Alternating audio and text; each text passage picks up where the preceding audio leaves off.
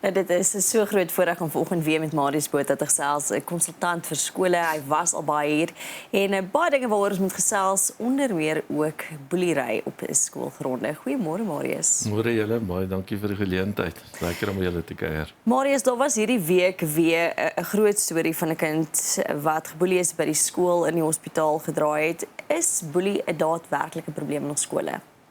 Boelie is 'n daadwerklike probleem in die skole en dit is in verskillende forme wat dit voorkom, want dit is nie net fisies soos waar jy in 'n hospitaal eindig nie, maar daar is ook baie psigiese boelie en dan cyberboelie is ook 'n baie groot probleem. So boelie is 'n groot probleem, maar ek wil ook net sê dit is nie net onder kinders nie, maar mense kry ook dat dit selfs onderwysers na kinders kant toe is, maar wat vir ons 'n groter uitdaging deesdae bied met die gesondheid van onderwysers is die boelie wat terugkom van kinders af na onderwysers.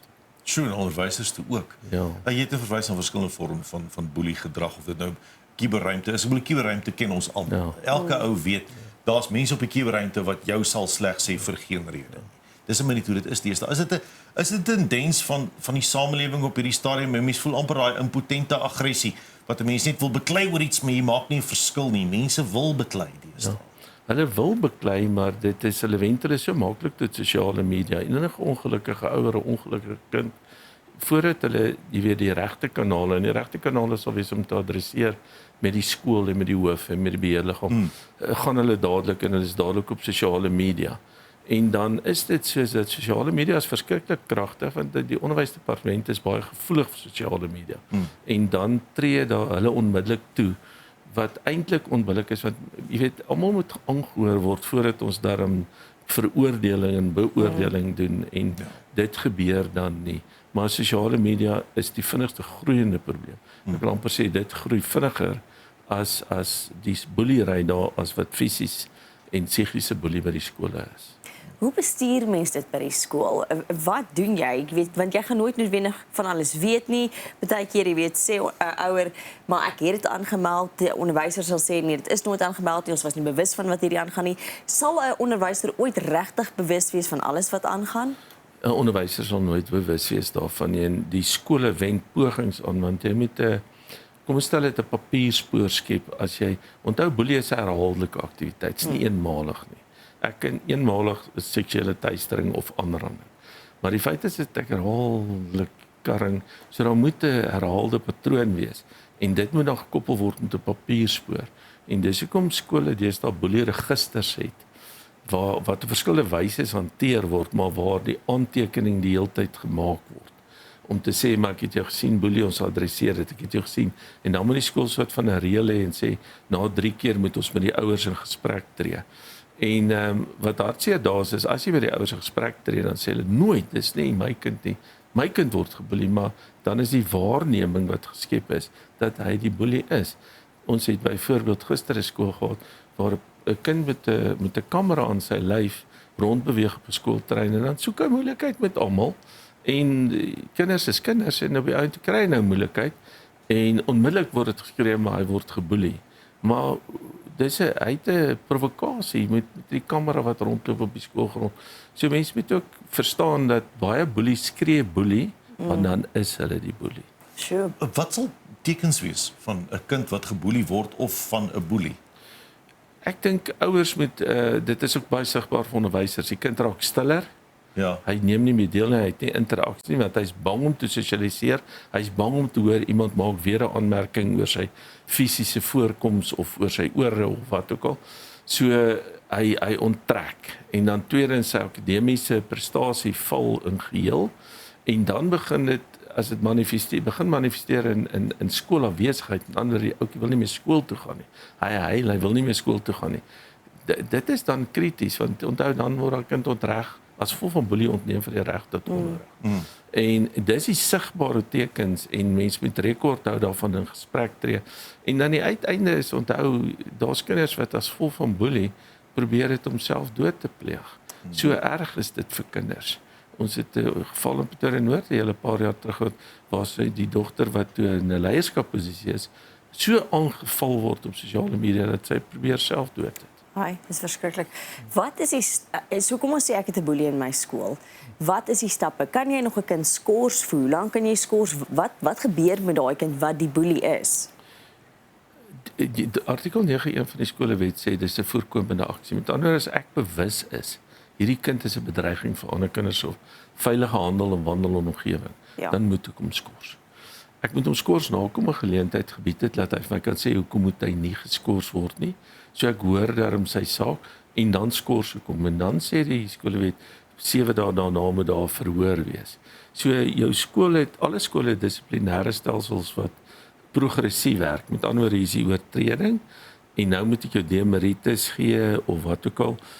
Dit akkumuleer tot op 'n punt waar jy jou ouers aangespreek word en dan beweeg ons oor na skorsing toe, dan beweeg ons na verhore toe en dan heel moontlik aan die einde en dit is moontlik lei dit tot uitsetting uit die skool waar die beheerliggaam dan 'n aanbeveling maak na die HOD vir onderwys toe vir uitsetting uit die skool. Dis 'n lang proses, daar's definitiewe stappe en soos jy sê daar moet dokumentasie wees. Daar moet 'n Engels sê 'n paper trail wees. Daar moet bewys wees van insidente en datums en besonderhede wat gebeur het. Ja, en as ouers dan stil bly en kinders bly stil en hulle meld dit nooit aan nie en jy weet dit is nie so opsigtelik dat mense dit sien nie want En eendag ontplof hulle. dan ontplof dit is 'n baie groot probleem, maar dan word die skool en die onderwysers baie keer verkwalik, maar die feit is hulle kan reageer op wat hulle sien en weet, maar as hierdie boelery in die nag oor 'n selfoon geskied en dit begin die kind beïnvloed in die skool, maar die kind sê nie vir sy ouers nie, sê nie vir die skool nie, kan die skool nie optree nie. Mense moet dit ook aanvaar en dit maak dat boelie op die ou end jy weet amper onder 'n dekmantel beweeg en baie sleg is en nie sigbaar is. Marius, behalwe vir 'n boeliegedrag in skole, wat dink jy is van die grootste ander uitdagings in skole tans? Is dit resources, is dit boeliegedrag? Wat is die grootste uitdagings in skole? Een van die grootste uitdagings en wel mense kan oral begin selfs van klaskapasiteit en fondse en onderwysers en die verhouding tussen personeel en onderwysers wat te hoog is vir effektiewe leer en die skooltransport wat nie ry nie. So daar's 'n verskeidenheid goed wat 'n probleem is, maar as ons meer terugkom net na die kind, die dissipline gedeelte toe en wat in die klas aangaan, het ons 'n baie groot probleem met dat in jou grondslagfase baie aanranding van onderwysers begin plaasvind. Wat? Dit is nou graad R tot 3, maar hulle slaan, hulle skop, hulle byt. Ons het in hierdie jaar nou al 6 voorvalle gehad. En nou met mense aanvaar die onderwysers. Onthou daar was in die Weskaap onlangs die voorval waar die onderwyser na 30 jaar se skool hou.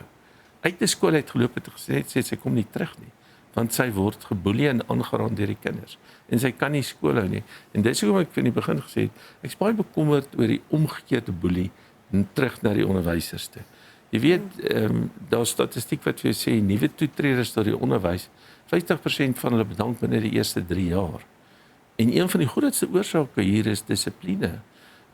Want die kinders, dit is 'n tragiese verhaal as ek vir julle sê, hoe as ek nou julle gaan verlaat, gaan ek nou skool assisteer met 'n graad 2 seentjie wat 2 juffrouens so aangerand het dat die een in die hospitaal moes eindig.